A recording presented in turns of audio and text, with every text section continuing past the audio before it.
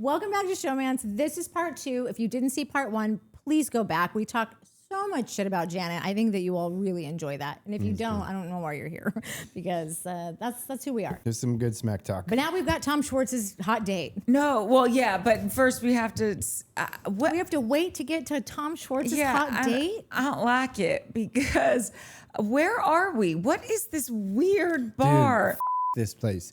We should skip this scene because F these people. No one likes to fly. Are you talking about like the aviation? Yes. No one likes to fly. I love flying. No, I love flying. You don't love flying I so do. much that you want to go sit in a bar. No, but I do love flying. But this is not make it the interior of like a private plane. So listen, we're not going to get into this, but you don't like flying. You like traveling. You like going because some places big things are happening.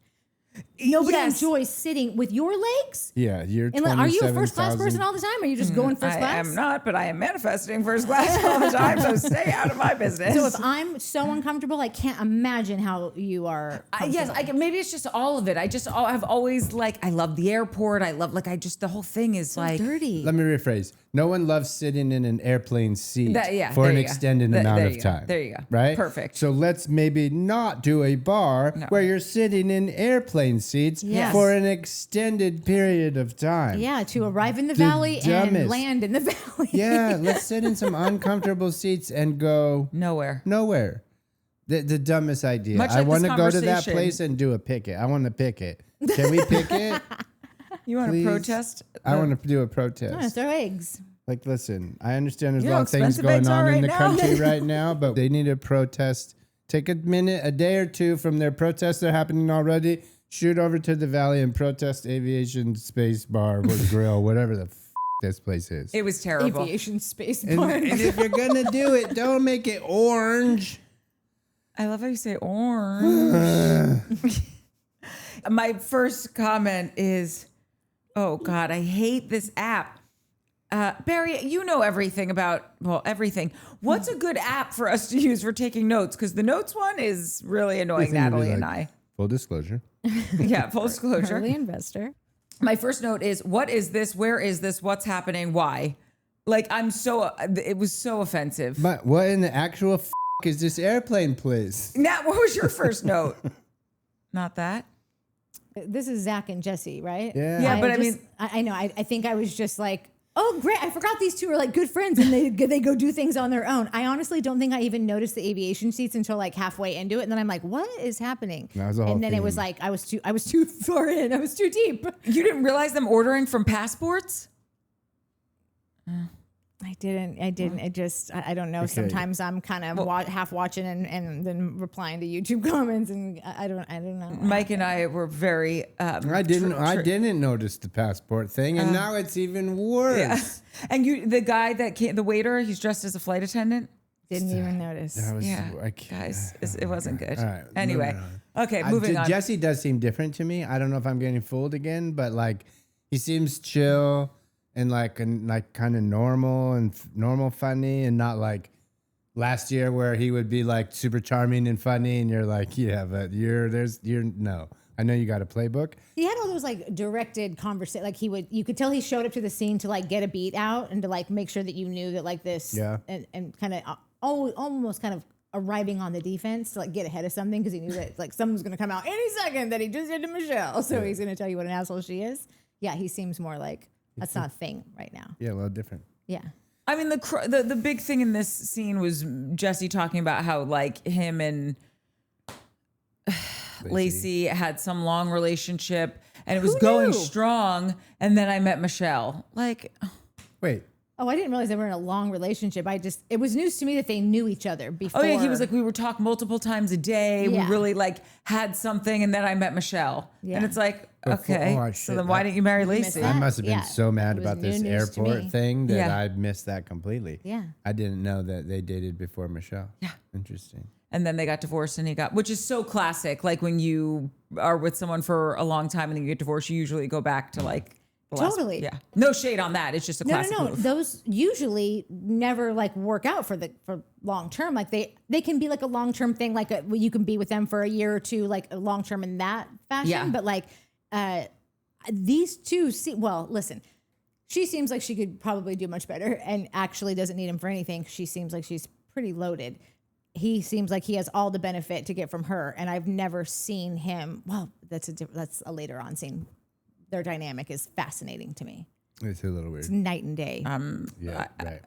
If you have nothing nice to say, don't say anything at all. That's what I'm just going to go with. That was before podcasts were invented. Yeah, what else did we show up here to do? I just said, go back to part 1 if you want to hear a gang of shit talk about Janet. And I feel like everyone's going to be pretty excited to go back to part 1. Yeah, we had nothing nice to say, and we said it all. And then also Zach just brings up, hey, what if Michelle and Tom date? And Jesse is like, yeah, I think that's a great idea. He like went and talked to both of them about it. You guys should. He told Tom and he told separately. Michelle. And I don't believe he was doing it for. Like I really think he'd be like, no, that could work. We could increase pickups. Like that's just like one more hand on deck. Because my girlfriend lives in Orange County, so I always need more babysitters. Tom seems like he'd be a great bonus dad. Yeah. Exactly. He really does, though. He really does. I know. God, I want Tom to get everything that he's ever wanted in life. I really do. He's so cute. And especially because it's just a family. That's it. He doesn't want bajillions of dollars and 10 restaurants. He doesn't care. He just wants a little kid and a little wifey. But wait, how funny that we talked last week because, actually, hold on.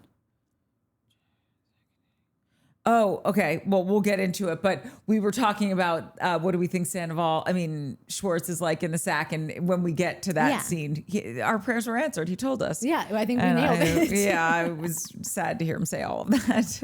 Anyway, does anyone have anything else for Aviator Nation? That's all I got for that. The next scene up with the vasectomy. This must be sign language for vasectomy. Yeah. For the vasectomy scene, my only note is because I was rolling my eyes so hard during the entire scene was just Danny made the worst / best dad jokes. Yeah. Like that was it. That was the entire scene. I don't care. I learned nothing.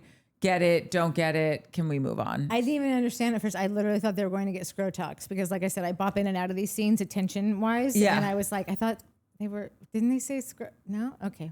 I think I might have heard scrotox, so like you might not be too far off. But it's because Danny went with what's his face to get the scrotox, and that's why Zach is going with Danny to his ball appointment. Okay. I love that they've just decided that like these two are the same. Like I went with you to get Botox, and now you're coming with your ball. They're ball buddies. Didn't Ball one of bros. them? Balls Didn't bros. one of them my say God. that? And Ball didn't bros. Danny say we're ball buddies or ball bros? I don't think so. But in the car, one of the better dad jokes was, I don't know, man. Everybody's telling me that this is a pretty ballsy procedure. Ew. That's pretty good. That was pretty good. I like that one. I Not like gonna seeing lie. Zach hang out with anyone. Samesies. When Yeah, I'm Zach hangs enjoying out with Zach. someone, I think you must be okay. Like it just affirms when I like someone, it affirms it, and then when I don't, it makes me go, did I miss something? Yeah. I was confused because I was like, okay, they're going for a consultation. And then I was like, oh, cool. The Chinese invented something similar. I was like, I don't know what's happening here. The Chinese invented something? Well, Something similar. no, the doctor was like, thanks to the Chinese, we now have blah, blah, blah, blah, blah, blah. And I was like, okay, cool. Like, okay, what? We have what? We're not going to learn anything here? And then he just was flopping the wiener around a little bit. But then I was like, okay, consultation. Great. And then he's in the room with the thing. And I'm like, is this happening? Is this going right now? Are we doing That's this? exactly what I thought. Oh, I no, literally he had just- to yeah. tell my little dictaphone thing, like, wait, hold on, because I'll talk to chat in it, because I'm just going to give it to chat to organize afterwards. And I go, chat, never mind. I think this is the procedure. He's getting the procedure. Yeah. Wait, can you give your chat GPT a name instead of chat? Can you be like, you're Doug now? I'm sure, but who has time to come up with a name? I don't know him well enough yet. Okay. Well, it's been You don't know years. I don't know chat well enough yet to like be like, oh, Oh, you're to know definitely a how I Doug. feel. Why can't you It was say- like I Why didn't. can't you ask him what he wants his name to be? Or her? Or it? I don't think he would tell me. Whatever. Whoa. That's shady. Okay, while I have you on that, and then we can get out of here. Since I do put all my notes in chat, it'll come back before it spits out what it's going to give me. It literally said, the energy of your notes is set somewhere between concerned citizen and woman whispering in the corner of a baby birthday party with a full glass of Sauv Blanc. And I think that we should all be watching these shows like we're just like some gossip at like watching a kids party from the corner with our wife. Totally. That's why I kind of feel like our audience is that person. 100%. Like, I'm over here with my wine just talking shit on these hosts. Yeah, they're just not. We're not at birthday parties. We're in our own houses doing it together. Yeah, and sometimes we can be mistaken for a concerned citizen, but we're really not. I'm a concerned citizen. Oh, yeah, you probably are. Courtney's our okay. Okay, It's a bro. family show. Thank you. Okay. Sorry for that interruption. Got me some. Okay. That sounds like Danny. That sounds like something really Danny would does. say about Nia's rack. It really does. Okay, the next scene up is Jesse and Lacy go to dinner, and that was like a car crash in slow motion, but like the cars didn't hit, but they did emotionally hit. Like, what happened? I don't know this girl, so I need to withhold like strong opinions right now because I need to get to know her. But if someone had a gun to my head and was like, tell me right now, I'm like, I'm out on this chick. I can't, you shouldn't have, you're not born into like the royal family. Like, I'm trying to be relatable. You're ding dong from Newport Beach with bad extensions. You're not relatable, but not in the way that you think that you're not relatable. Like, I can't. She sends me to a place that I'm not proud of going to. No, so I know. just Like, need to you're stop. out on her. Like, you're. I don't know Because what. I don't have this reaction to her. She's just a normal. She's just a person that has like she's very like convicted about things. She's just fascinating to me right now. Like, Jesse is sitting there at dinner admitting like, I'm stupid. I'm not self-aware. I'm not good looking. Like, could you imagine him copping to a single sin of his own with Michelle? Well, like Michelle would try to tell him anything. He'd be like, "Fuck you, that's you." He's just this like sitting there taking it. Well, I actually have that note because Michelle was nasty to him, but we only saw them at the tail end of their relationship. We didn't see it when they were in love. So I wonder if they had a similar dynamic, if he is that masochistic kind of guy and likes the chick that's not really nice to him. For him to call out the differences between those two, I feel like no. I mean, I feel like she probably was just like sort of like whatever about him. But Who was whatever about him? I feel like that Michelle was probably just like whatever about him, so that can be mean as well. But Because she said she wasn't really into him when they first met. She thought it was just a booty call. Yeah. So there is a masochistic side to him. Maybe I don't know. I got the vibe that like he has met someone who is literally only going to better his life. To where Michelle, he said she's just a passenger, but this is like a co-pilot, basically. Like. We have these conversations. She is engaging in the conversations. We're interested in the same things. We're talking about the same things.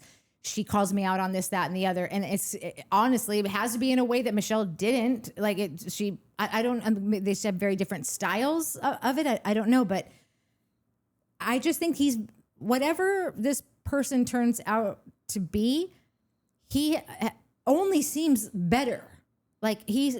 And I'm not. That's not always great. Like you shouldn't. Somebody else shouldn't. I actually don't know. I'm feeling very nervous. Like I'm feeling nothing I say right now is going to like. No, you're very out on her. I know. I'm just taking it all in because I don't know her. Maybe she's the loveliest lamb. You don't think that? You ever. No. She's not a lamb for sure. I think we can all agree this is no lamb. Yeah, right? I'm just like it rhymed, or it was. I was looking for alliteration. The loveliest lady, whatever. This side of the Mississippi. I'm just not getting that vibe from her personally. I love that she said when they said you did well in your divorce. I did, as every woman should. When she calls him out and says all those things, and he admits like I am. Oh, it was kind of cute when she's like, you're a hoarder, and he's like, I'm a keeper of memories. That's so that hit me right here. That's when I was like, I kind of like this guy now. I think he's not so bad. I see growth. But he wasn't admitting. I mean, he was admitting to it, but he wasn't admitting to it. He was saying, I'm going to promise to do better at not being so defensive, not being this, not being stupid. And she was like, I never called you stupid. When you say that's I can't be, like, I'm going to work on not being so defensive. Yeah, I mean, he didn't, that's why it was like, he admitted it, but he wasn't like, I admit that I'm being this. It was just, I was just semantics in you. But it was like, you're right. He would have never, like that conversation. Like, I feel like, oh, yeah, no, you're right. That conversation never happens with Michelle. And then you say what you said, and I was like, oh, maybe actually you're right. Like, because we never saw them when they were in love, so we don't know that. Yeah. So, but I also think Michelle was like this, just starry-eyed. I think he big leagued Michelle, and she outgrew him. No, because remember she said when they met, like Jesse wasn't like this. He didn't care about all of this stuff. He had a 1-bedroom apartment, and we cooked dinner at home. And yes, you can still want all of those, like, you know, want to amass a fortune and become some real estate mogul or whatever the hell he does. I'm just saying, like, I'm hesitant to. If I saw, you know, like sometimes you are on a reality TV show long enough that you see when this couple was happy and then you see when they fell apart. Like if you go to Beverly Hills right now and you're seeing Doute and PK, like there was a time those two were obsessed with each other. Now they're obsessed with themselves and they want nothing to do with each other. Yeah. So it's like I could have a more informed conversation when Doute starts dating a new guy because I saw what that old relationship was. I have no idea what it was like when Jesse and Michelle were good. If they were ever good, they might not ever have been good.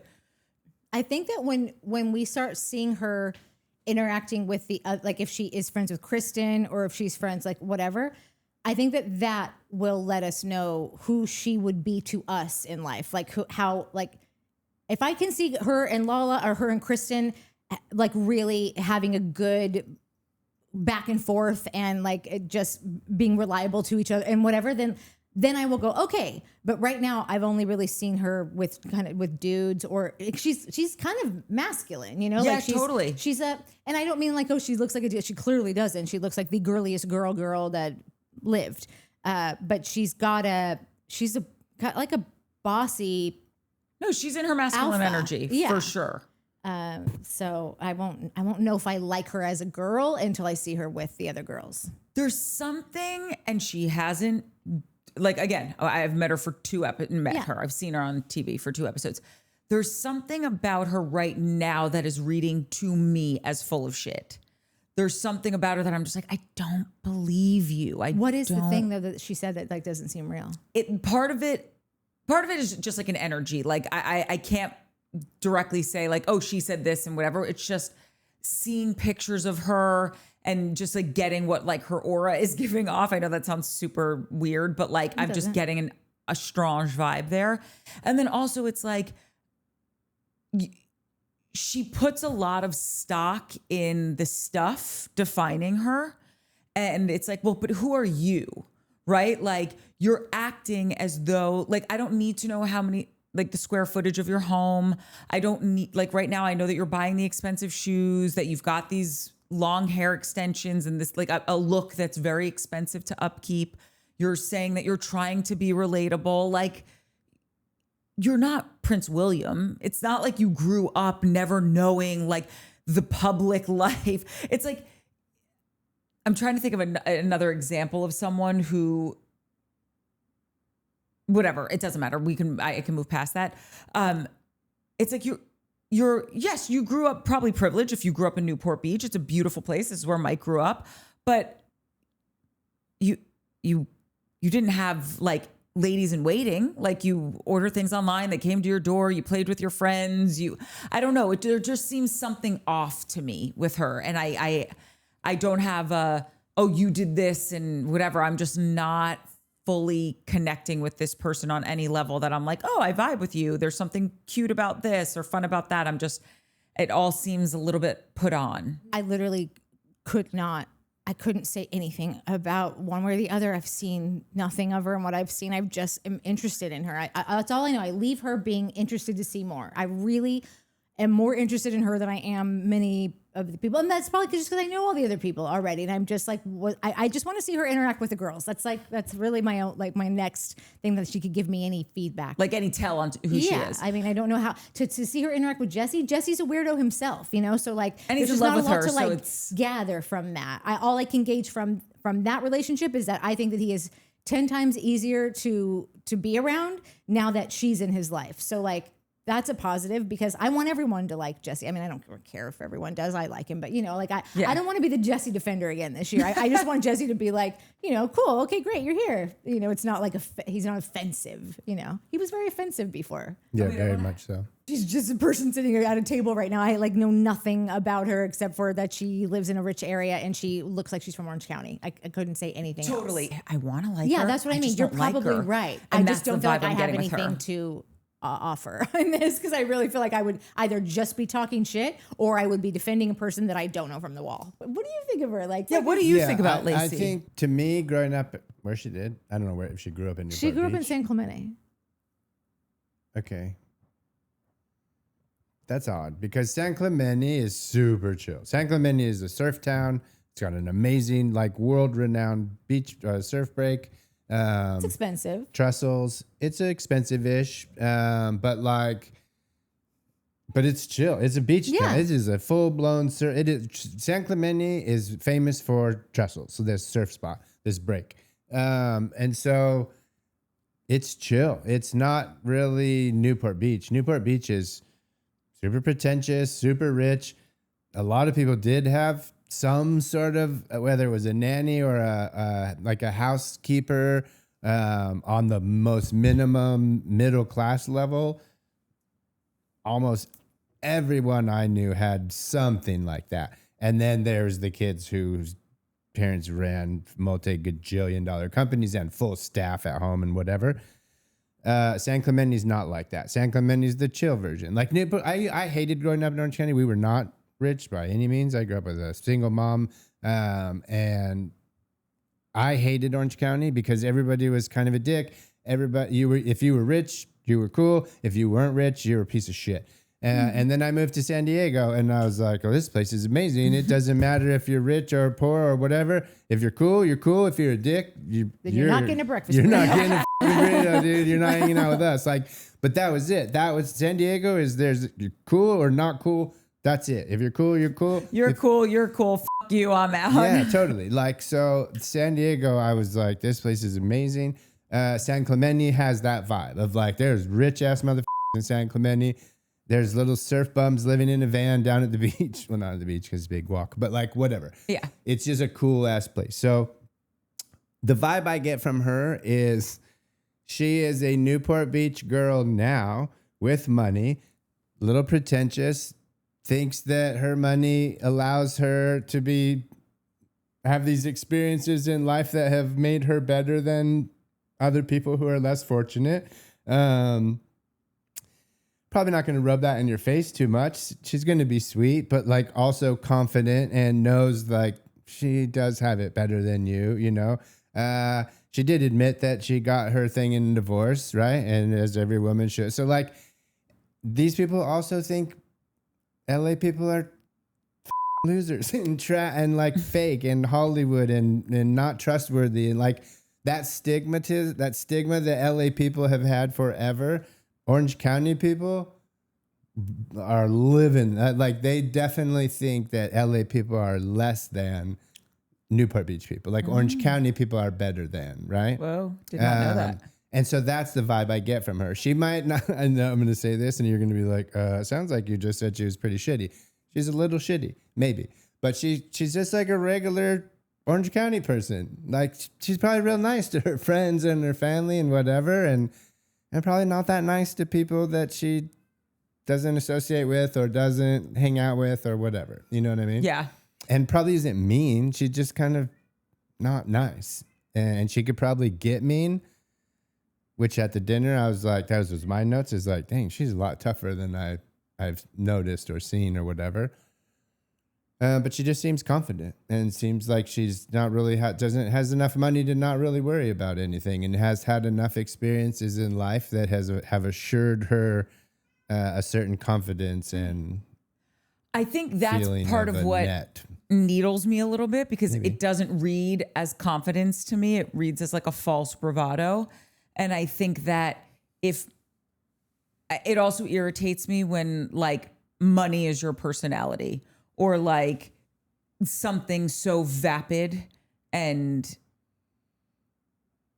I can't think of the other word, is like you're building your personality not off of like, oh, this is a hobby I have. I'm so learned and well-read in this area, or this is a career I'm really passionate about. Like your personality is labels.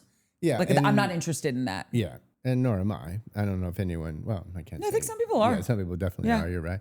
I am not either. I don't think the three of us are. Natalie might be interested in finding out at least if she's interested in all that stuff. I am. I'm here for Giving a little characters. test drive. I mean, buying fancy shit. Oh yeah, I'm interested in all that. But somebody had some backstory on her. Oh yeah, about her kidnapping and all of this stuff. Like maybe that's a big factor, and like maybe she could feel like a piece of trash inside from what happened to her, and now be like, I have money now, and I'm doing everything I can with it to make sure that I put myself in a fortress and protect myself and protect my kid, and if anyone wants to look down at me, like I'm gonna get ahead of that, and I'm gonna tell them you can't even afford Dolce & Gabbana sandals for your child. Like, I mean, it could be why she does all of this stuff. I don't. Yeah, that could be too. Like that, if what was if the thing reported that we saw, and what was said and is true, props for having a house and a kid and a life and waking up every morning and having a seemingly healthy relationship. Like, good on you. If and I'm not saying if even that's true. I just don't know if it's true. I know, but I've heard it many times. Like I've heard that similar story. I've heard that she's gone through this thing with her friend and like, which is horrific, so gnarly. Yeah. So like that's a whole other situation that we're obviously talking about, but not even talking about. So I'm just going off like I grew up with that girl and her parents, if you will, you know. And they look down on a lot of people, definitely LA people. But do you think maybe her parents aren't who you think they are if she was born and raised in San Clemente? Don't know. Hard to say. It depends. Like if her parents are like San Clemente locals who are like lived there forever, went to San Clemente High, met there, fell in love, had a kid, like no way, like crazy that this is what that kid turned into. Yeah. Like, and again, people have different experience. She could have moved around, whatever. Obviously this thing she went through, but like San Clemente is as beachy of a beach town as it gets. You know? Like there's nobody's wearing pants. That's why it feels like and t-shirts and board shorts and burritos and, you know, like it's checking the surf and it's a surf town. It's a beach town. It feels like she is pushing like I grew up this way, but I'm going to change not that how she grew up is bad. It sounds quite frankly like a dream, but like that's not what I want for my future. Like I want to live in the big fancy house in the big fancy town with all the stuff. And Newport's totally different. Yeah. It feels like she wanted kids in Newport, a lot of great breaks in Newport, but very, very, very, very, very different. Yeah. Okay. Whatever she is, I honestly don't feel comfortable talking about her in any way now. Lacy and her friend were in an incident with a gang of men that included 22 charges, including human trafficking, assault, and carjacking. She was in her 20s. The other girls looked terrible in that scene. This is about the girls from last season. Yada, yada. I don't know what to make of Lacy, but I like her because she annoys Michelle and Janet, which is really bad and childish, but I don't care. Richard Jordan, welcome. Yeah, welcome to the fam. That's exactly who I am. Yeah, but if all of that happened to her, I don't know, what was that in San Clemente? Is that why she wanted to get the out of Dodge and move elsewhere? And she met someone who kind of rescued her from that kind of thing. And I also just want to clarify that earlier when I said that she probably feels like a piece of garbage. I mean, like people that horrible things like that happen to can take that on personally and say like, people are just going to look at me like this thing has happened to me and that I don't even want to say it because it's horrible, but like so if she has turned all of that into like, I'm going to be the prettiest princess on the highest mountain with a fortress and money to basically shield me and my daughter from everything. Like, I don't know if that had anything to do with why she is who she is, then like, I don't know. Like that's a lot. 22 charges, all those, that's a lot of words that also, I'm uncomfortable with. Bleep out those 2 words because you can't say them on the tube. Okay. But yeah, no, and on top of that, like if in the rare chance that she tunes into this and hears me talk about how idyllic of a lovely beach town San Clemente is, and this happened in she's going to be like, you, dude. Listen, I called her a ding dong from Newport Beach. I think she'd probably be more mad at me. And maybe she's not. Maybe she's that's what I'm saying. Like, when you were saying, I feel like you're being quiet or whatever as I'm talking, because like my vibe from her, this is not someone that I would seemingly like become friends with. I'm not feeling it, but like, and also two truths. She could be doing good things because a horrible thing happened. She could be doing good things in the world, period. And also a horrible thing could have happened to her and she's still not my person. And I feel horrible that any of this has happened to her. Like, all of it can be true, you know? Yeah. And I don't know enough about her. For some reason, I'm not. You're not She's alone. Not your person. Like, at least in episode 2, she's not my person. Yeah, you're not alone. There's plenty of comments that are like, not sure yet. Yeah. You know? Yeah. So. For the record, I'm probably more interested in her than I'm not. But that's just because like I like crazy eccentric characters. And she's totally that. Yeah. Totally that. Do you think she hasn't said I love you to him? I was wondering that. I don't know. Seems like it. I did like even though like this is a pretentious thing to say, when she was like, you can Google it, like Janet did. Like she has had at least 3 really good outlines. Mm-hmm. And I don't know if they're giving that to her because she's new and they just want you to be like zing, zing, zing. Like, but I've been pretty like entertained by them. Yeah, no, I didn't hate that line. And then there's also the like Ben on Summer House of it all of Jesse feeding her, like telling her what's going on. Like, oh, Jenna Googled you, so and so. Oh, Michelle and Janet. Oh, Brittany. And even if it's a lie or exaggeration, I don't care. I think that's totally. Janet definitely Googled her house. Even if Jesse didn't know for sure, like I think we could all just say that happened. Yeah. Yeah. Because Janet Googles everywhere. Doesn't she go? Didn't she say that she had like made a list of places that she had taken a shit in? And famous people's houses. Oh, which is so God. Gross. I feel like these two are like the opposite. Like I would like to see them have a conversation. Like, how would that go? That would be fascinating. I'm gonna barf everywhere. Yeah. And again, I don't have kids, but like, and the people with kids in our fam out there can tell us, do you introduce someone you're dating to your kids before you say I love you? That stuck in my head. This whole scene, I was like, has she not said I love you? And then it happened again, and I was like, oh, I bet it feels like she's never said I love you. And then I had to pause it because I realized 5 minutes later I was still thinking about this and hadn't been paying attention. I was like, shit, is that weird to introduce a dude or a girl to your kids and you haven't said I love you yet? I mean, they have now been together for a good stretch of time. They were together the entire season last season. It wasn't like they had like just met. Like, clearly, what's they didn't more just meet. Weird, maybe. Right, but maybe she just doesn't say those things on camera. Maybe she doesn't. Yeah. Maybe she's just super guarded about stuff like that. Maybe she doesn't. But if that's true, then why would he? He seemed like he would know that, and he seemed to like. He did it a couple times at least, where he was trying to get her to. Maybe like he was trying to get her to say it because they were on camera. And he was like, oh, she won't make me look like an idiot on camera. And she was like, you, I will. Or maybe not he just is almost like rubbing it in everyone's faces. I'm in love with someone totally different. It is not Michelle. Like maybe it's his like. Sure. But but like, again, she didn't say, and maybe it was the on camera thing. But like the question still remains. Do you introduce someone to your kids before you say I love you? Yeah. Yeah, because it's just your friend Mike right now. Minnie, this is my friend Mike. I'm gonna give him a key, bro. I don't know if anything happens between us and you introduce some mother to these two before he tells you he loves you. Oh well, I mean, it's Natalie. He love me. Yeah. It's gonna happen in a couple of days. That's right. But literally, you better be full blown. People can't be meeting no randos. Okay.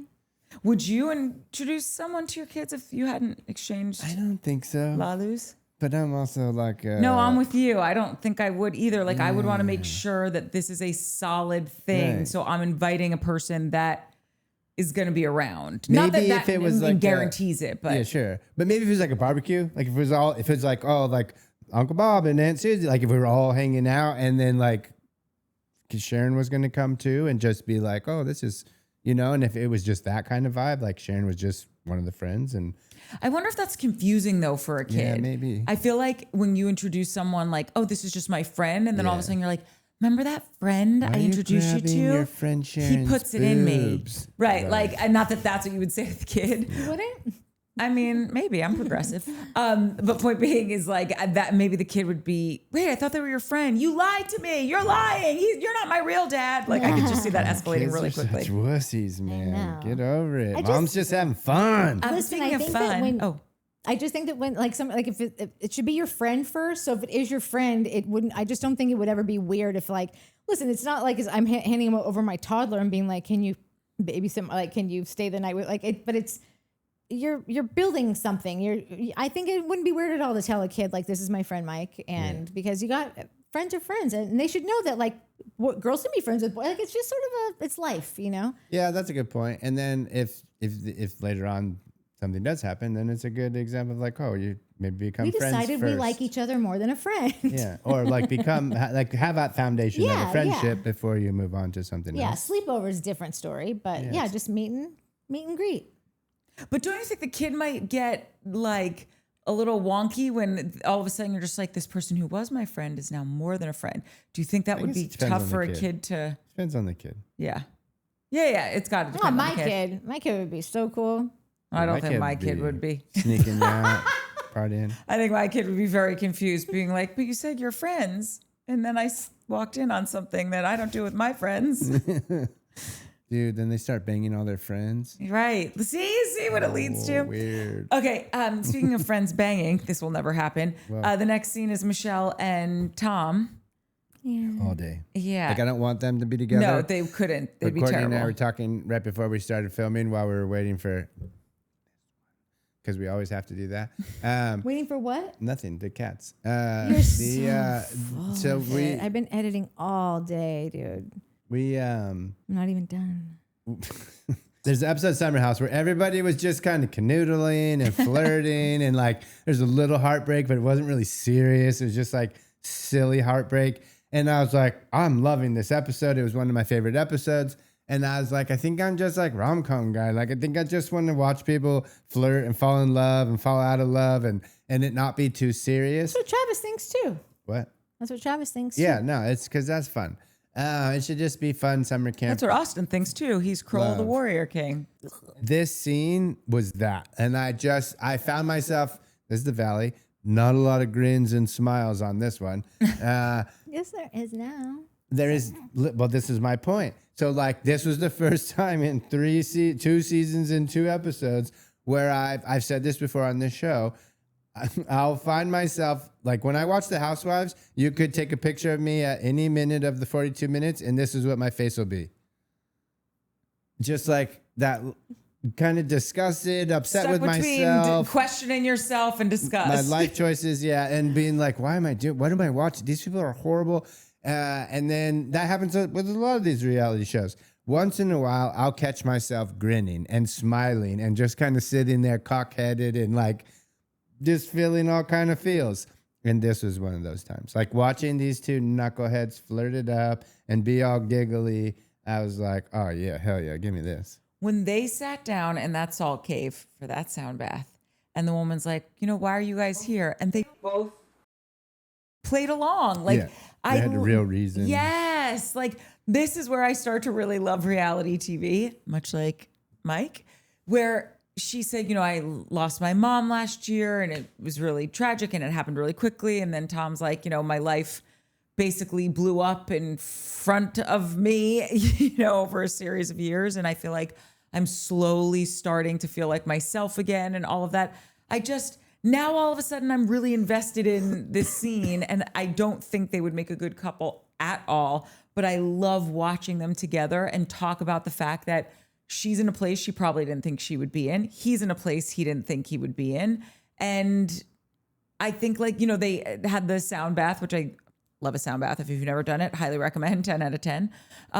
But afterwards he was saying, my family's just a mess right now. And my dad is sick again. And I thought she gave him such good advice. She was like, talk to him as much as you can. And then she was in her confessional and just got emotional about and she is a fairly stoic person, Michelle. Mm-hmm. So when she was talking about her mom, just saying, I still talk to her and I still break down about it, which I couldn't imagine how you wouldn't. and talking about how she'll break down in the car and all, like, it just led to really lovely moments to learn about these human beings and where they're at. And these are real life things that everybody deals with, and stars, they're just like us. I personally think that those two would not be the worst match ever after they became really good friends.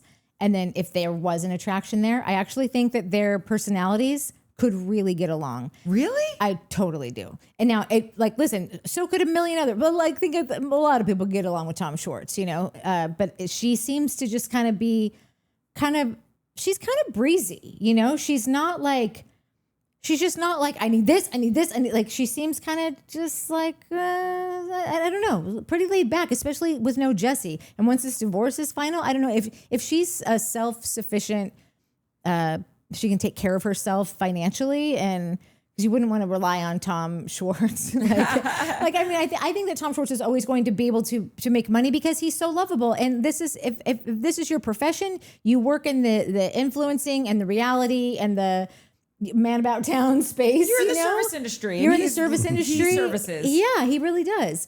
So I think that he'll always be fine. If she was a person who wanted like 10 vacation homes in Newport Coast, then like maybe not.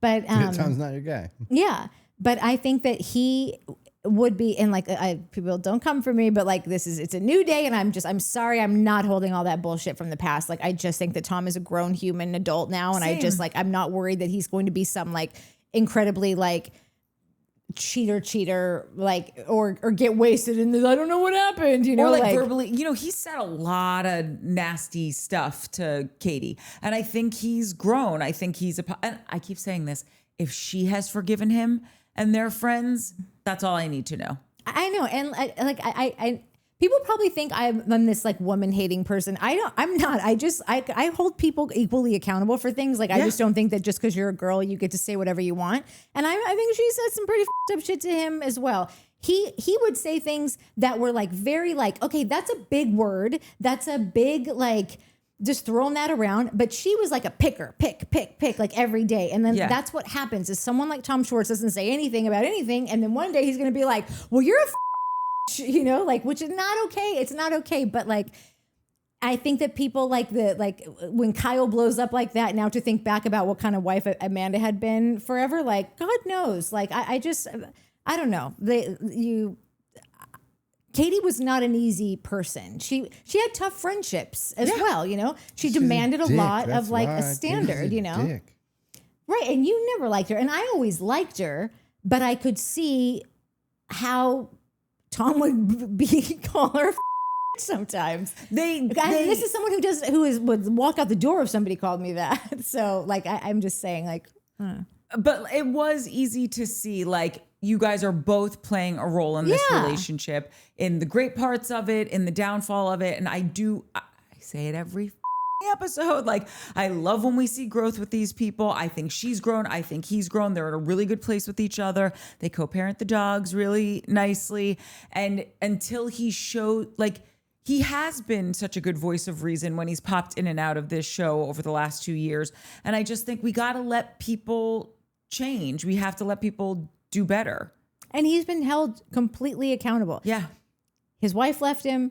And his relationship with Tom, who he buried his head in the sand and turned a blind eye to his shenanigans, that blew up his entire life. It is a good sort of like, what is it? Like just like a good lesson to remember for people who think like, well, she's nice to me. You know, like those kinds of friends that like, she's never done anything bad to me. Well, I don't think Tom Sandoval ever did anything bad to Schwartz, but like, if you're friends with a complete piece of shit and you just continue to be best friends with them, at a certain point they can blow up your lives. Now this is an extraordinary instance, you know, like but like, it's just, I think, because you always have that thing where you always say like, it really bugs you when people say like, well, she's been fine to me, because like nobody's exclusive to this.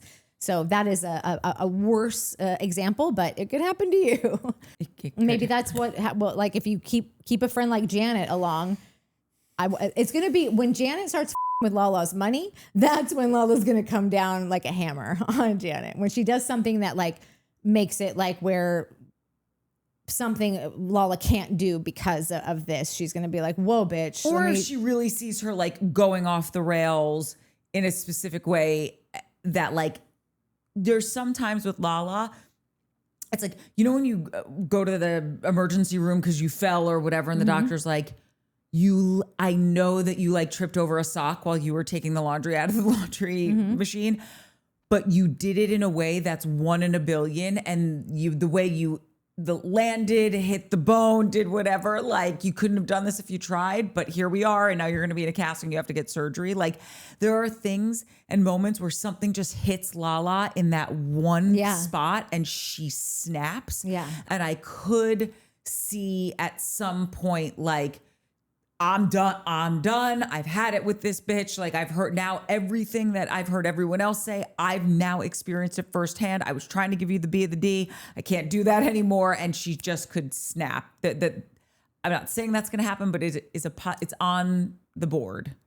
You know what could totally happen, actually, is that everyone just needs to recognize how thirsty Janet is to be on this show and know that if it comes down to it and that at the end where she knows like she's on her way to a meeting where she's about to get fired, if you think that bitch is not showing up at that office with 50 of your deepest, darkest secrets in a journal to hand over, then you are high. Yeah. Like that's the danger of Janet, that she's just, if she has nothing to lose and everything to gain, she will take like that. Yep. Do you guys have anything else about the salt cave? Okay, finding out obviously that Tom doesn't really, sex is sort of the last thing on his mind, and that it's pretty much just like a thing you got to do to get that cold bowl of Cheerios going. Like a cigarette and a bowl of Cheerios. Did he say cigarette? Yeah, he's like, oh my god, maybe he just meant smoke weed. Do you think Tom Schwartz smokes cigarettes? No, I think he was. I probably not. Like I don't think Tom's a smoker. I think he'll have a cigarette. I feel like he's probably someone that you're like, what's the best advice you got this year? Drunk cigs don't count. Like that would be like totally.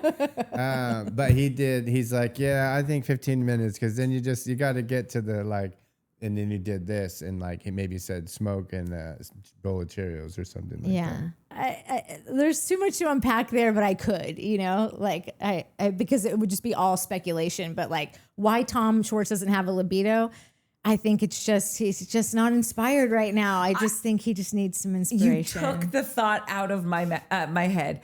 I was thinking, or my mouth, whatever. Who knows?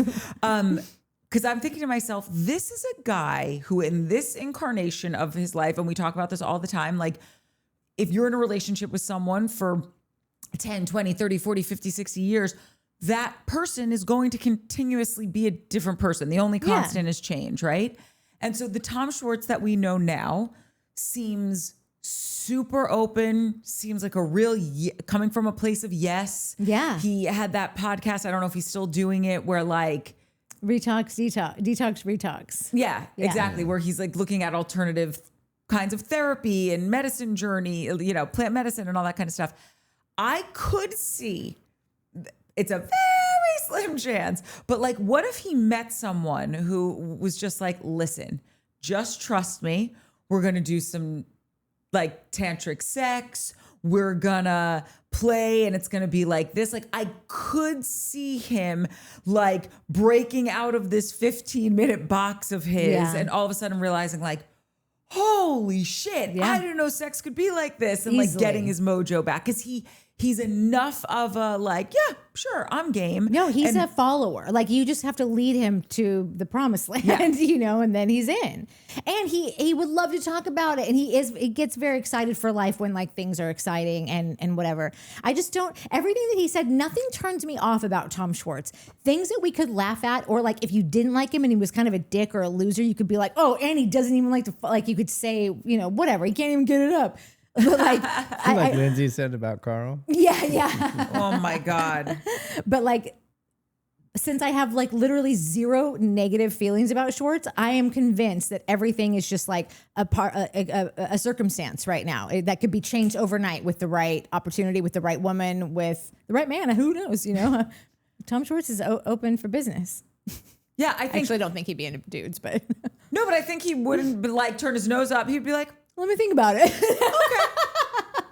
No, I think it might be too much stuff dangling around for me, but I'll watch a video of you doing it. Like, I just think he's so open. I know. And that's what's he so doesn't want to make anyone feel bad. He wants Totally. everyone to feel great. He'll Yeah. take a couple of bops in the face and be like, nah, not for Yeah. me. That's a nice dick, though. Very so nice. I wish soft. mine was that Yeah, nice. it's so soft. I know you're busy. Yeah. How do you get it so soft? I'll be your fluffer. Is that weird? I can do that. Like, he's just such a. I don't shoot the pot on Tuesdays. We Yeah, have Tuesdays exactly. off. We have great lighting at my place. I just think that like he's such a. He just seemingly the incarnation of him is just coming Yeah. from such a place of yes that I could see him. Yeah. Like if him and Lala. That's why, oddly enough, when I saw that rumor going around of those two, I was like, No, I'm with you. I could see them. Like when you explained it, I'm like, okay, a little more on the Michelle thing, but I can see Michelle and I can see Lala and Tom together, and I don't know if they should be together either. But I could see them together at this point in each of their lives a lot easier because I think Lala could be chill and just kind of understand who Tom is and let Tom be goofy, and Tom could be goofy and like make Lala laugh and feel comfortable Go, and like. can I see your boobs again? Yeah, and she make would her love it. feel Yeah. and make her feel sexy Yeah. and like and be there for the kids and whatever and not like be overbearing, and the cheating thing might have that might be a little something they may have to work on, but like they could just be cool, you know, like Yeah. it would just be like two buddies that bang and help each other out more than Yeah. like a full relationship. I thought you meant you could see them in a relationship, and I'm like, I feel like she would.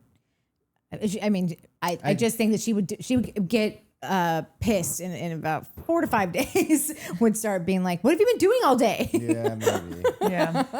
Maybe. But if what you're saying that it is just what it is, and like they both like don't have like a But like a I no also strings think type it's a of thing. relationship. Yeah. But Yeah, I mean, me too. I- I'm where you are. Yeah. Yeah. I Yeah. want Tom to be with everyone that he wants to be with. Yeah, who And doesn't? Lala, I want her to have everyone that she wants to. Our last scene is at Nia and Danny's house. And Danny says, you know, he really likes the doctor. It was very funny to me, the reminder of like how fragile dudes are. He's literally like, I'm going to be bedridden for 10 days. I won't be able to, Can't you'll have pick to up the feed kids. me. I won't even be able to use utensils. And Nia's like, you can have a C-section where they've sliced through 7 layers of your flesh and be up and walking and chasing after a toddler and breastfeeding after 48 hours. I mean, I know I'm exaggerating, but like you'll be fine. Yeah. And then they flash back to the doctor and he's like, yeah, don't work out for 5 days and jerk off 35 times. That's Yeah. about it. Bing, bang, boom. You're sterile. Yeah. He did not say jerk off. Let's not get things twisted. Oh, because your argument. Yeah, so we're doing it. I did love that when Zach was like, so what are you going to do if you're not going to get this vasectomy? You're just going to use condoms for the rest of your life? And he's like, no, it's the pull-out method. And I just want to let you know, and maybe I shouldn't let you know, but like, don't jinx us. I think this ship has sailed. Well, I mean, all that Diet Coke, just those little guys swimming around in a sea of Diet The Coke. fattest baby you ever saw in your entire life. I just think, oh yeah, okay. Well, listen, I'll let you figure it out on your own. Listen, Santa Clarita is not close. I get that you had a whole life wherever you had it, and that your hospital is in a weird place that it probably shouldn't have even have been when you lived in the valley, because it's not close to your house in the valley either. I get a lot of those things. You're celebrity people and like whatever, Hollywood is the place to be. But you're also church people. And I get that you probably have a church in the valley, but like find a second church. Go find a church nearby and meet some people. Make some new friends. Like I'm getting a little like I don't know if I'm going to be able to deal with a whole season of like, oh, it was 2 hours and I get a thing, then the baby was crying and I don't have any friends and I can't do this, that, and that. Okay, Like, well, it's- go meet some friends. Like that's what a church is for. But let's Not just solely, but like. That's when you go to a new town, you're a churchy person, you go to church, and that's where you start a new community.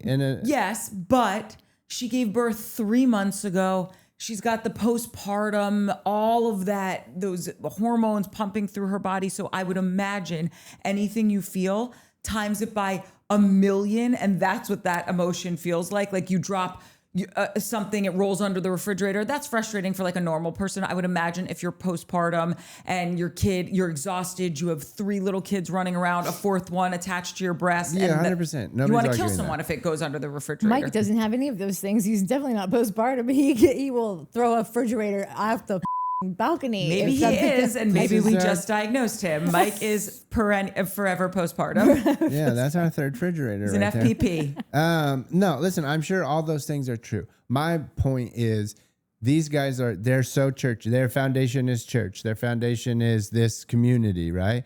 Love that. Use it. Use it. Stop complaining that you don't have any community and any family and any friends and anything in this place that you all agreed to go move to because you wanted to have 4 or 5 kids, and use that thing that is your whole foundation. It is the best part of that. Don't argue with me. I'm sure there are many best parts of it, but like one of the best parts of being in a church or into religion is that you can just pop down the street and there's a church and you can walk in and be like, "Hi, I'm Mike. Hi, I'm Bob." So I got to tell you, from a giant family of churchies, they would tell you that like their church would keep them where they are. Like they worked. You know how many churches they went through before they found their church, like their place. Yeah, no, like, in I the don't beginning, think it's that I'm sure easy. they have a church in the valley that like that's. I'm not saying go find a new church and bail on all your friends in the valley and bail on your church. I'm saying find a second church. Find a church close to you that you can go to once a month. Try to just meet some people and like have a life out there as well. So you're not feeling completely isolated while everything's a times a billion. You've got 4 under 4. Like just it's an easy fix for someone who's claims that life. I feel like I don't mean claim that life like they're not. I hear everything you're saying, and it sounds very logical, but I also think like when you are so tired, she said something that and I don't have 4 children under 4. I have 4 cats under 13. But she said something that I so related to when she was just like, my nervous system is just fried. Like, I feel like she is at like one more droplet of water and she is just going, everything's going to spill out. And it's like, I don't have it in me to go make a new friend right now because I'm not my best self. I'm talking to them. I'm lactating all over my dress as I'm talking to this person. I don't want to invite someone over because the house, there's boxes everywhere. There's kids crap everywhere. Like I'm just not even in a place where I feel like I could entertain, and I don't want to go over to their house because I'm not like, I don't have time to go get a hostess gift. Like I just think women think on a different, like, and it's not better or worse. It's why we've got both sexes because we need the balance. But like women, there's just a million other layers before what you're saying it so simply, and I can pretty much bet that like it's not going through her mind as simply as you're saying it. I'm also That's how not Chavi got in referring. trouble yesterday. Well, I'm also not referring. But do you see what I'm saying? I'm not referring to her life. I'm not referring to her whole life as a whole. I'm not referring to how sad she is or how crazy her 4 No, kids me either. are. I'm talking about your church thing. But I'm referring to her speaking of being so far from her friends and that it's so far to get back to all these places that. Just that. I'm just referring about that. If you're gonna be sad that everything's so far away, then you're gonna make new things here. Not completely. Like obviously you're gonna go see it, but like, do I think we will see that in time? Like maybe that's all I'm saying. Though. I'm just saying like I don't want to see a whole season of like, man, I miss my friend. Without them trying to make a new life in Santa Clarita, trying to visit a new church, trying to see what else is out there. Going to Cedars and be like, listen, man, I think I might need to transfer to Santa Clarita General Hospital. Can you make a referral? Like, I understand why she did like, that. It's the doctor that's delivering. I get that too. Yeah. But also the Valley Cedars, that's unusual. That's not a close. She didn't say. She just said her hospital was in LA. Did she say she gave birth at Cedars-Sinai? Cedars is her hospital. When they did the map to show her drive, it was like it went to Cedars. It could only be Cedars. I think it had Cedars, or I didn't even notice. Got it. I didn't know what hospital. Like even if you're like while you lived in the Valley, that's an absolute. For those of you who don't live here, that's absolutely ridiculous. It's still going to take you an hour to get to Cedars. What? I just think this is like could actually be fairly simple, and it might be kind of game playing, but I also just I think that's what men and women do, right? We just play games all day. It seems like her biggest kind of beef right now, aside from the fact that she just is kind of miserable and is lonely and is over like exhausted and in the thick of it, of just like having this new baby and all these other toddlers. I mean, listen, you all brought this on yourselves. Like first and foremost, you're going to have to like swallow that choice consequence. Yeah. But when she's talking to Danny about it, like I think that Danny thinks that he's like the greatest husband on earth because he's always like, like just kind of making a light joke. And like, he's probably thinking like, no, I know that I can't fix it. So I just got to lighten the mood. I got to make her laugh, got to make her smile. And sometimes I think that like, listen, a pity party looks good on no one, but like sometimes like you just want to have a little pity party. And I don't think Nia would let hers last more than like 5 minutes, you know? Agreed. It seems like she wants Danny to go, that's awful. I'm so sorry. Like how, that must be horrible. Like bring it in. What can I do? Can I like, where do you want to eat? Where do you feel like eating tonight? Let's go. Like, and you know what? She'll probably be like, I don't want to go to eat. I think he should say to her and mean it, but also understand that like, listen, I'm not trying to say lie to her at all. I think you should actually be willing to do it and mean it if it all works out. But I think that he should say, babe, if you're not happy here, we need to just make a plan. If we could get out of here in a year, 2 years max, like how would we do that? What does that look like? You know? And where would you want it? Like we should probably start looking in the next 6, like just start that, like get on the search for something that like, if you're making everything happen, that like, if you got some influencing jobs here and he gets a series regular here or whatever, like what kind of money is that? And now what does that mean for like the kids that would really take a dip out of their college fund. Nia will make the right choice. Yeah. Like if you present it all and basically say, we're going to lose a couple $100,000 on this house that we just got if we don't see this through until however long, which means that like the things we've been putting away for the kids for college we're only going to be about 25% of the way there instead of 60% like it would have been by this date. But like it is what it is. Like, let's figure, like, if you make it an option, Nia will make the right choice. She's not going to say throw away all this money and throw away the kids' colleges and whatever. But sometimes I think that he kind of likes being the like, babe, no, I love it here, baby. This is Booko Mountain, you know, like, and I think that he likes being that funny, light guy that's like, oh, the wife wants it all, you know. But I think that she just wants to feel like she does have a say in it, and that he does understand that she feels horrible and is miserable right now, and like just give her a 5-minute pity party.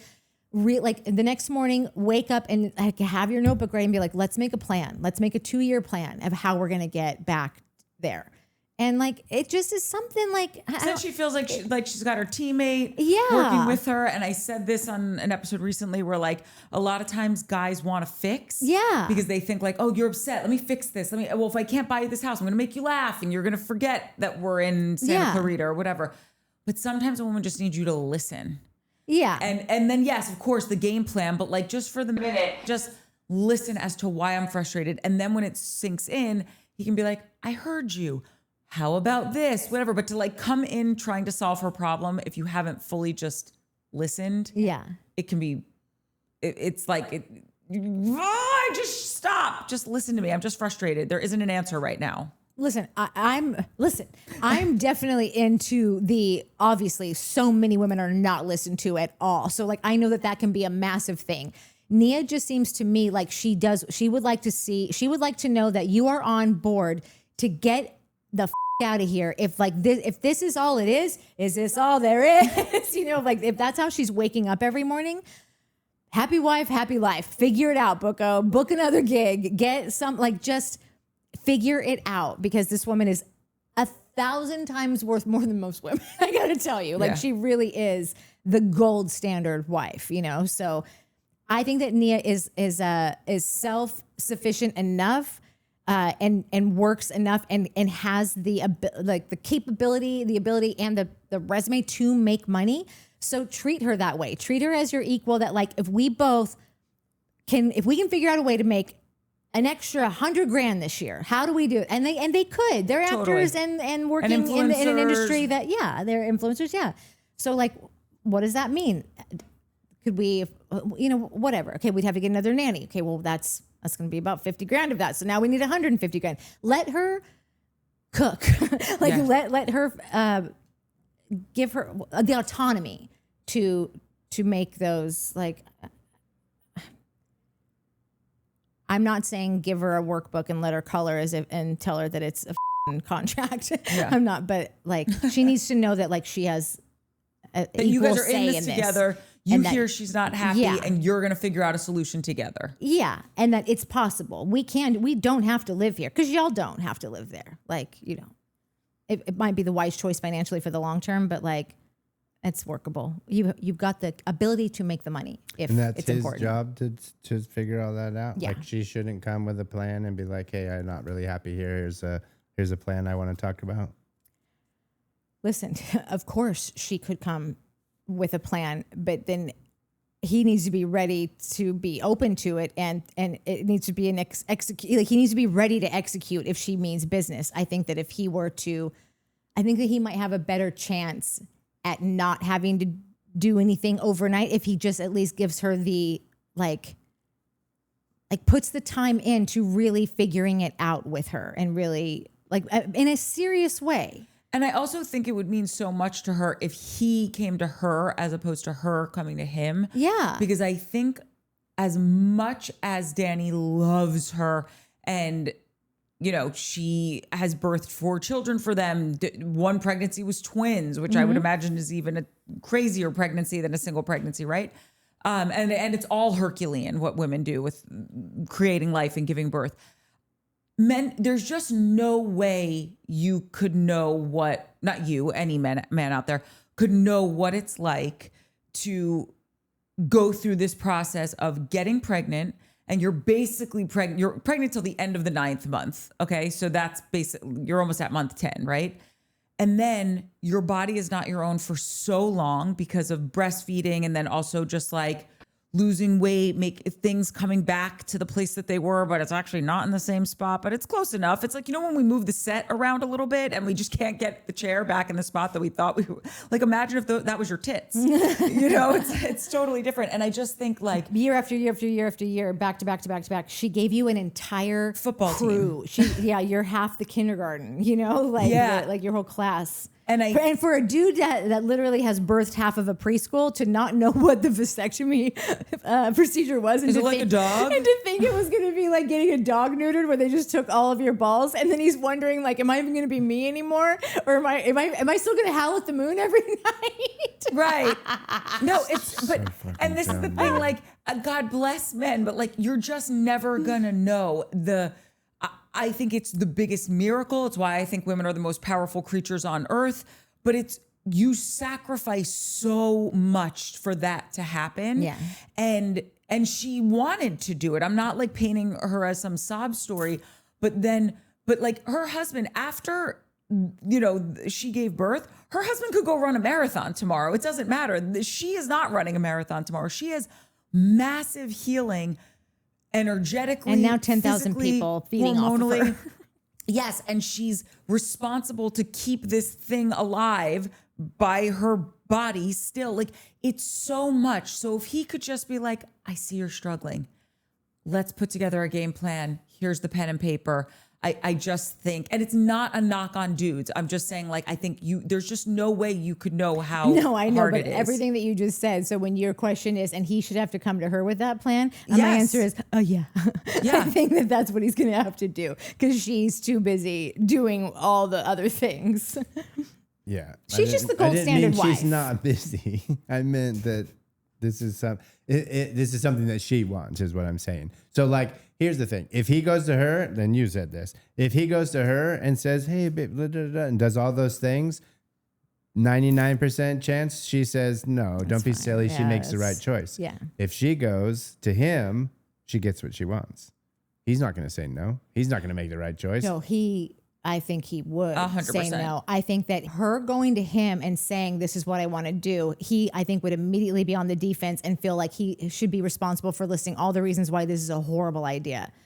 if she comes to him, or I'm sorry, if he comes to her and they start kind of mapping it out together. Number one, like one of you just said, 99%, she's going to be like, that's actually really fiscally irresponsible. It's like not a good move, but she would still feel like it was her choice at the end of the day. And then also he would have part in the planning of it. And so he would be giving her a gift, and men love to like, it's all in the, like, it's all a game. That's what I'm saying. It's all very much like nature. You give, we receive. That's how it's set up. Yeah. You like, always say that, like, even just when I put my feet under your legs, you're like that. I like, you feel a certain way when I do that, because it seems like you're giving me heat. Like I'm a person that like needs something that's like so silly and stupid, but you're like, that was like the thing that happened today.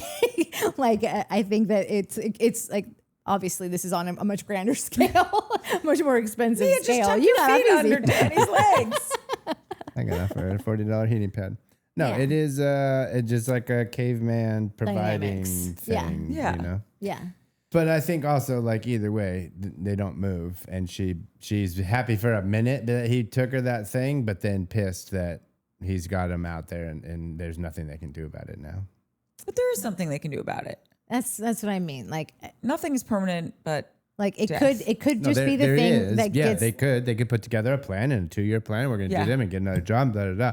But like, if he goes to her, she's happy, supportive, all the great things, right? She says no because it's silly. If she goes to him, he's defensive, lists all the things, right? That it doesn't happen, and not support. Now that's kind of a little wrinkle in the whole deal. Either way, both outcomes, they're not moving. She's happy in one outcome for a second that she felt part of the decision, but it's not going to be long before she realized she actually wasn't part of the decision. But I don't think was. And they're stuck out there, and she tried to make a plan to get him out of it, and nothing happened. Like, but it's not an immediate, like, oh my God, we made a plan. It's call the movers. We're moving next month. no, it's a 2-year plan. But it could be a 2-year. It could be a that. 5-year. I just think that, like, if there was a goal where it's just like, listen, here's every 6 months, we will sit down. Like, I know couples that have like monthly meetings on like where their finances are and like goals that they've set for themselves. And this is how they've bought different houses and go on crazy vacations. And I think that's all great. And I think that these people could also do that, where it's like, okay, if you can get some more influencer stuff, if you get more voiceover gigs, and we start a separate account, and let's just pretend that that money's not there, and let's look at it in 6 months. Let's look at it in, 12 months, and so on and so forth. Like, that's something that could, in the back of her mind, when she's so frustrated about being in this place, she's like, but I actually think we are getting closer to this. Yeah, it's and a bucket of hope. Yeah. But what we all agreed that if he went to her, she would say no. No, I don't agree with that. I never agreed to that. You would think that she would say yes? If he said, hey, babe, I know you're really unhappy here. We gave it our good team try. Let's see what kind of game plan we could put out for the next few years that would get us back to Los Angeles. I think she would be like, I would really love that. I have no idea what it looks like right now because there's 2 of you, because I haven't slept in 8 days. We already established that she would love it.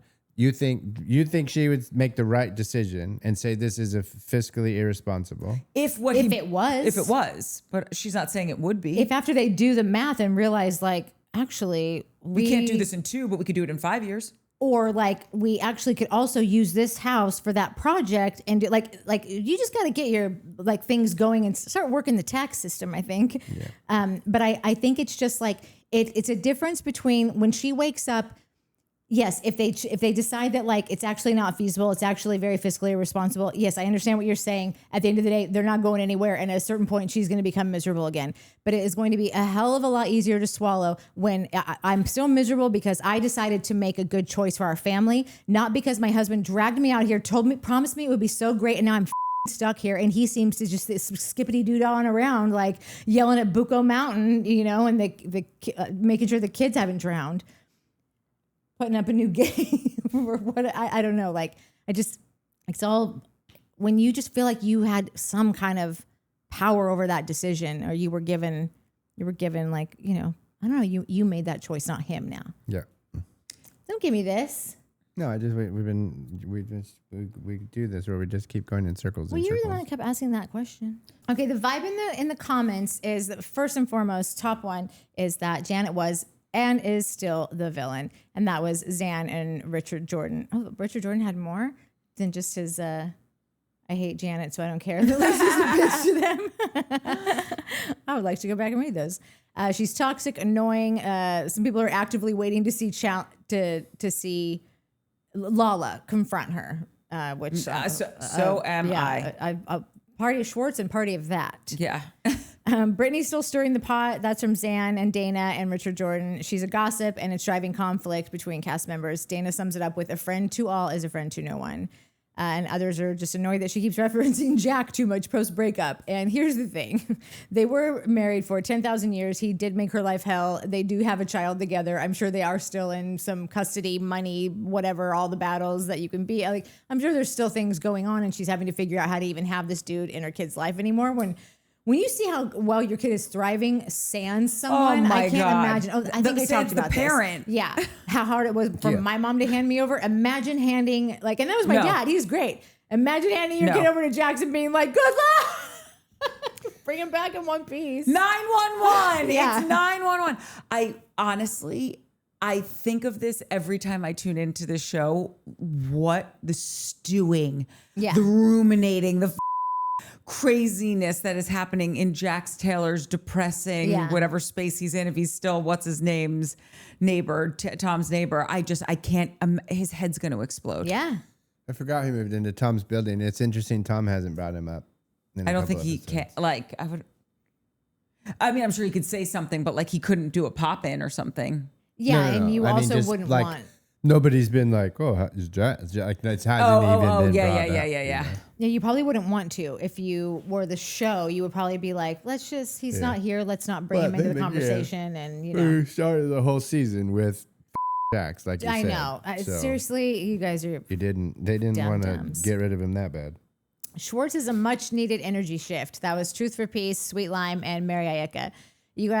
They think Schwartz is joining the show improves the vibe immediately. He's lighter energy, sympathetic, stabilizing compared to Jack's era chaos. And he's got a spiritual symmetry. He does. Sweet. Yeah, he really does.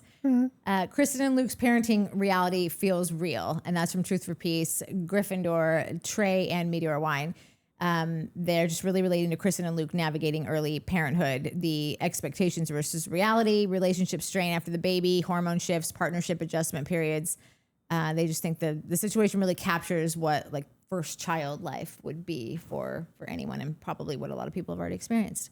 That's what it was like when we got Foof, our first cat. Very similar. Nat was so sleep deprived. Yeah. And her nipples were very skin sore. deprived from all the cuts. all the thrashing. Buying Band-Aids like they're going out of style. You're Band-Aiding us out of housing home. Lacy is chaos, but entertaining chaos. That's from Richard Jordan, Johnny Smiles, and Paul Manelli. They think she's getting the wild card antagonist edit. Maybe that's it. Wild card antagonist. Yeah. They think that she has final boss energy. I don't know what that means. Final boss energy. Maybe she's like the final word on things. Yeah. No. Oh. Johnny Smiles said Lacy's the final boss. The final boss is in a video game thing. It's like when every level has a final boss, and then there's the final boss that you have to beat. Like the head of the family in the mob? No, it's like the last princess level. In Mario Brothers? Yeah, that's the dragon? mob boss is that's the last level. If there you literally went through every single person from the bottom rung to the mob boss in a video game, the mob boss would be the final boss. That's right. But it's a video game term. It's not the princess, it's the dragon. The dragon that you beat to get the princess, to save the princess is the final boss. Got it.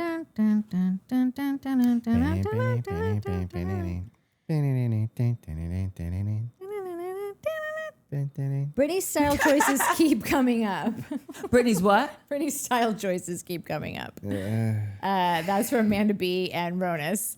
Not dressing for a body type, possible setup for a makeover storyline. Well, that'd be fun. And confidence versus styling mismatch. You know what was so funny? So the Real Housewives of Orange County, when they first came on 20 years ago, obviously they were a sensation that swept the nation. Yeah. And I feel like it was maybe in like season 2 or something. They were on Oprah. Oh God, I missed that show. And they all got makeovers. And when I tell you these women looked so much better it was crazy, and not one of them could see it.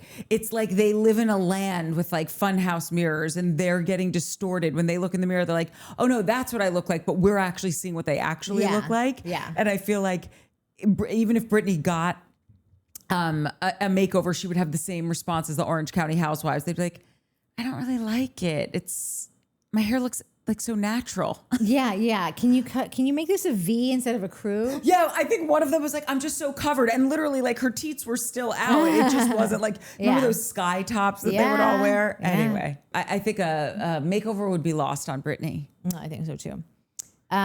So that's it for the commie consensus. The funniest comments. What do you know? Truth for Peace has 3 of the 5. She got bronze, silver, and gold. Yeah. The others were Richard Jordan. Janet ruined burritos for everyone because she's Janet. Yeah. Dude, why? How am I not see it? Like, That is hilarious. who are you, Richard Jordan? And Marty Hans had one. And the wildest comment also from Richard Jordan. And it was just the wildest comment. These are from the robots, by the way. And it was about Lacy's backstory. Yeah. Meaning the robots picked the wildest comments, not the robots wrote those comments. No. Richard Jordan is not a robot. He might be a robot. I was gonna say, we don't know. Yeah, but we don't know. I don't We know. hope not, because you seem great, Richard. Yeah. Shannon Fall. Thank God Aaron and his crazy eyes are out of here. Another Shannon. Okay, I love the sperm donor storyline. This is crazy. This would be so insane. I believed Lala's shocked face when he told her he deposited at the bank Lala got her sperm from. Kristen did not look happy. I'm going to read another comment in a little while who laughed at us because apparently she doesn't think that storyline's real, but whatever. Have a little fun. Wait, which one? This whole thing is fake, that he didn't really do this. Yeah, I mean, I totally think he did. No, I think he it did too, but seems whatever. totally fake. I would think it was fake in any other scenario. I'm telling you, if you go back and watch the scene and see Zach and Lala go, what? They were it was full-blown. It was maybe one of the realest responses, like facial responses I've seen in all of reality history. Like whether Luke actually, like whether a producer told Luke, like, hey, you know what would be that funny could be is do something. this and Okay. say it. And he's like, oh, no, I totally did that. And then in the confessional, they like played it out to be a joke. But like, I'm ready for that one, I think. I don't know. I'm on the fence. I've literally gone back and forth. That to me is taking up more of my brain than West Side Scamandal. I'm not even kidding. No, because not I'm like, here. do I want to know? Do I not want to know? What if it's true? What if he is? Then what? Like, what do we do then? Like, I'm going all over the place. Okay, wait, really quick. You know how they say when a baby is first born, it will look more like the dad because that was like nature's way of saying like, you are the father. And this little girl, this Sosa baby, she does look so much like him, and she's only a year old.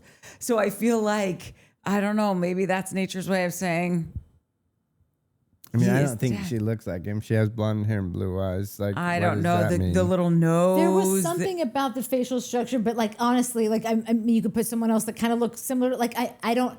If I saw a lineup of people, I'd be like, oh, she kind of looks like half of them. I don't know, but totally. the way that they showed her to us, I was like, there could be something. Like there could be something. I'm not counting it out. Yeah. Daffodil Eater. Thank you, Mike. Brittany's choices across the board are trashy. We don't need to tiptoe around this opinion. A lot of agreement in that one. Only Mike doesn't need to tiptoe around it. Because I said it was the vibe. I said she chose that was her style. It was trashy. I don't think she knows she chose that, though. I think she thinks she looks great. Yeah. Well, Young and youthful and sexy. I'll That's let I you think what guys she's tell her thinking. then. Like, I agree. yeah. with the Zoe sparkle. Zoenia, there are sides of Lala. Oh, this was the one I was talking about earlier. There are sides of Lala I hate and sides I love. I like that she's fierce, calls it as she sees it, and is vulnerable and shares a lot. However, she has a dark side where she can become a mean girl and a bully, and she does have some narcissistic traits. Also, I don't really think she's a trustworthy friend. She turned on Ariana just out of jealousy. I don't think she's the girl's girl she claims to be. So that was a little more than hatred than I have. But I go back and forth on Lala. I explained before. Like, I think I'm in right now.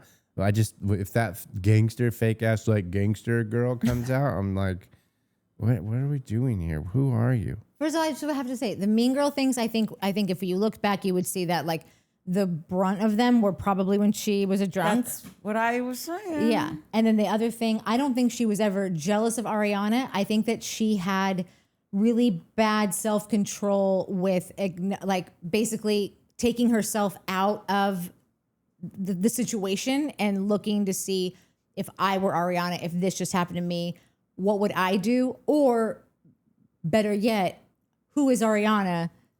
This is what she should do for herself. Like Lala's going to do for Lala, Ariana should do for Ariana. I think that Lala was incredibly frustrated with someone getting a much more empathetic edit than she could have ever gotten.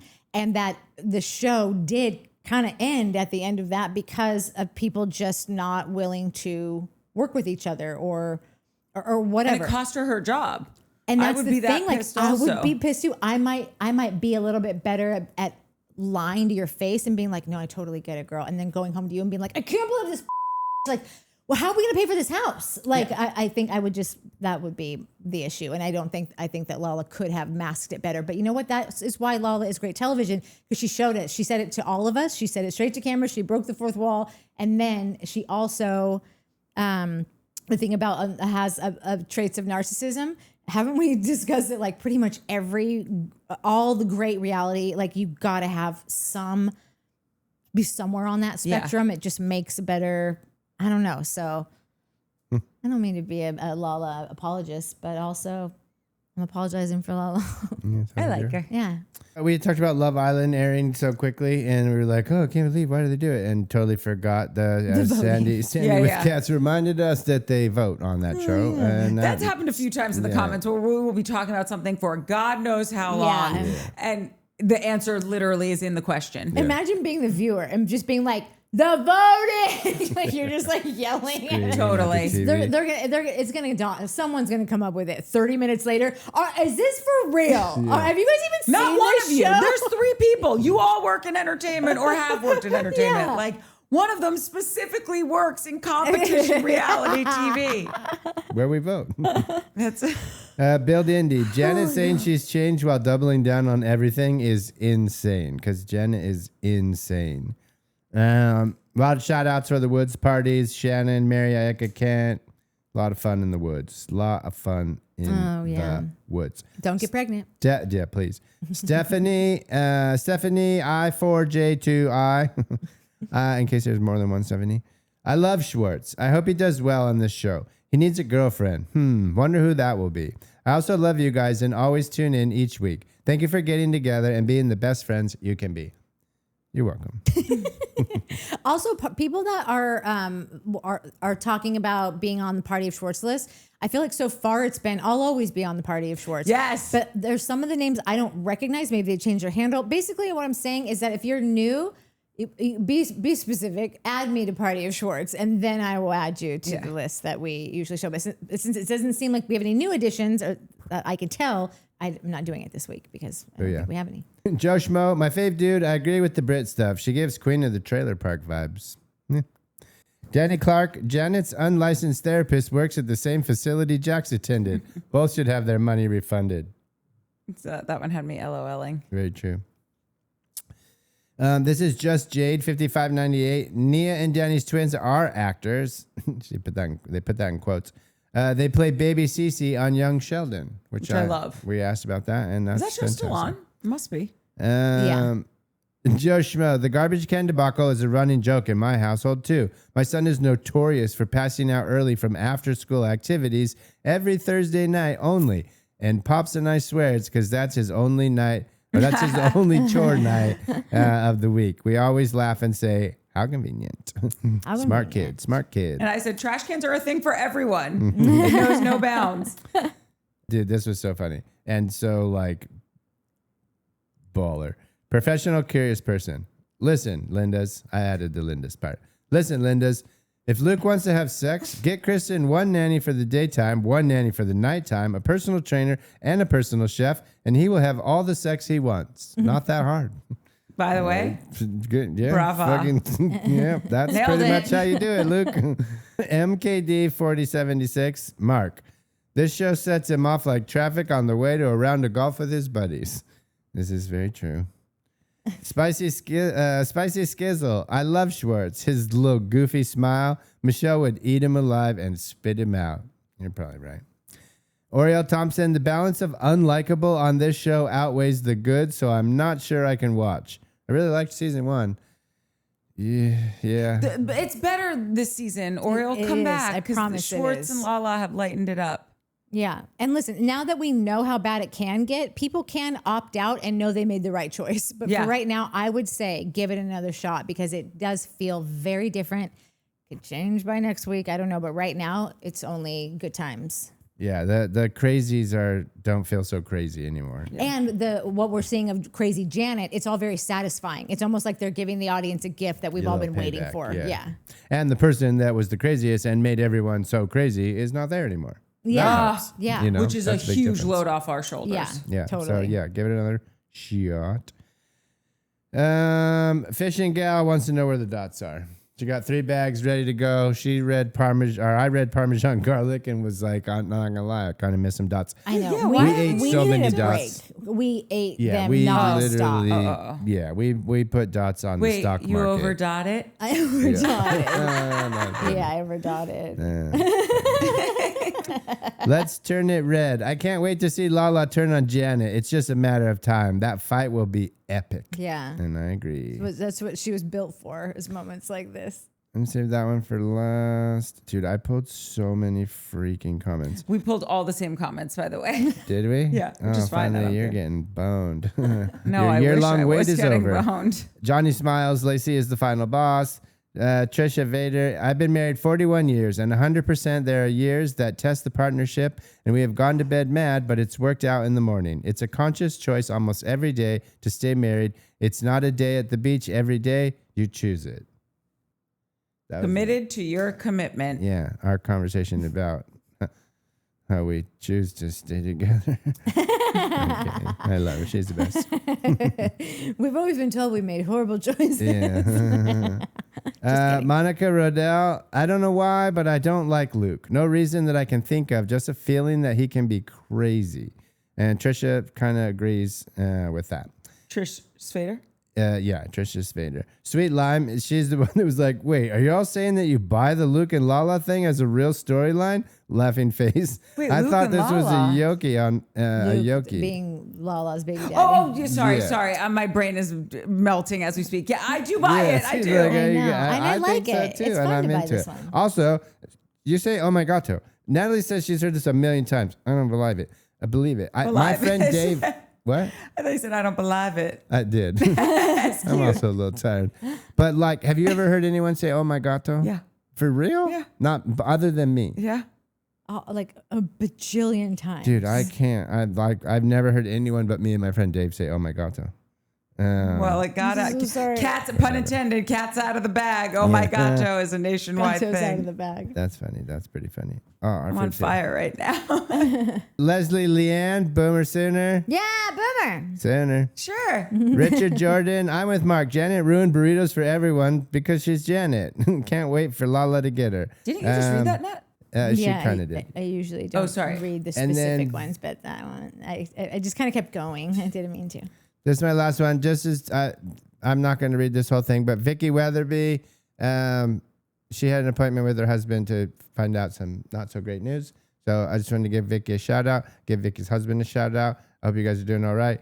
And I hope the news was as best as it could be. Yeah. Yeah. So. Oh, Vic. Sorry, Vicky. Sorry, Yeah, we Vicky's love husband. you. We're sending all of our love and good vibes and Big hugs. and healing and everything that you need. Yeah. On Spotify, Alex says, I agree with everything you said about Brittany, Mike. Also, you can tell in the scenes with other casts that they are all just sort of smiles and nod and tolerate her. I feel sorry for her for what she's been through, but she's actually a trashy nightmare. Dude, I'm with you, bro. That really had legs. Yeah. Okay, I might be repeating, so let me know. Bill Dindy said, Janet saying she's changed while doubling down on everything is insane. And I said, it's insane, but it's also textbook Janet. So if anything, be consistent. Which she is. Carrie Peacock said, oh, good. I see nothing has changed this season. Janet is dramatically playing the victim again. Poor Janet getting bullied. I think my eyes have rolled to the back of my head. God, I can't with Janet. Okay. Danny Clark said, Janet's unlicensed therapist. Oh, okay. You read that one. Shannon Fall, holy crap, that baby looks like Luke without the beard. No, if that baby came out with a beard, then I would be like, oh, we remember looking at this. Well, if she was Italian, she would. Ew. Okay, Zan said, Porter Ranch is about 20 minutes from Santa Clarita. I'm in Burbank, and I can get to Santa Clarita in 30 minutes without traffic, add traffic, and it can easily take 45 to an hour. So we were just talking about distance. And thank you, Zan, for mapping that. Yeah. Stephanie, I4J2I said, I love Schwartz. I hope he does well on the show. Okay. Johnny Smiles said, Schwartz at the bar with Michelle was heavily produced. And I wrote, it was so silly. Johnny also said, having a child is tough, but what about everything Jax has been through? And that's it. That's all I have. I want to tell Carrie Peacock, like, this is not like, oh my God, womp womp. But like, I never, we usually would do 2 shows a week. Now we've been doing 3. And even with this scandal shit, we've been doing way more. I have not had time to, I haven't figured out how to balance everything. And I feel like you've had so many comments where you actually name me in them. And like, I want to jump right in and get to them. And then I realized that was 7 shows ago at this point. And I just want to say, I hear you. And I love that we have so many similar takes on these things. And you have been heard. I just never have anything witty off the top of my head to write back. And I only like to give comments that, like, someone will literally, like, she even does this on text message. I'll be really stupid. It's so stupid. Yeah. Hey girl, where do you want to have dinner? And then she just won't reply because she can't think of a witty pun for Dantana's. Yeah, I can't think of a witty pun for Dantana's. Closing it out with Chips for Peace for Freedom! Oh, wait, we didn't decide who was doing what. Oh, you love the horn. You were prepared for it. Woo!